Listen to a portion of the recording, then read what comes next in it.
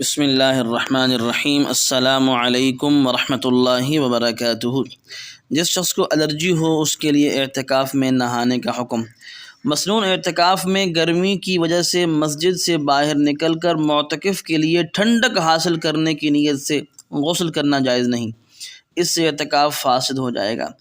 اگر گرمی کی وجہ سے کثرت سے پسینہ آتا ہو اور غسل کی شدید ضرورت ہو تو مسجد میں بڑا برتن رکھ کر اس میں بیٹھ کر غسل کر لے، اس طرح کہ استعمال کیا ہوا پانی مسجد میں بالکل نہ گرے، یا تولیہ بھگو کر نچوڑ کر بدن پر مل لے، اس سے بھی ٹھنڈک حاصل ہو جائے گی۔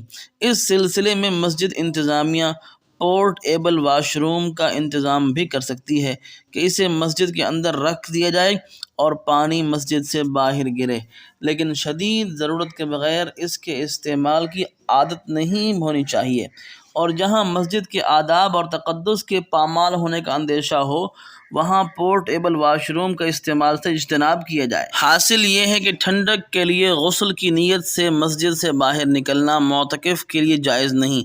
ہاں، یہ ہو سکتا ہے جب پیشاب کا تقاضا ہو تو پیشاب کے ارادے سے باہر نکل کر قضائے حاجت سے فارغ ہو کر وہیں غسل خانے میں 2-4 لوٹے بدن پر ڈال لے، جتنی دیر میں وضو ہوتا ہے اس سے بھی کم وقت میں بدن پر پانی ڈال کر آ جائے۔ الغرض غسل کی نیت سے مسجد سے باہر جانا جائز نہیں۔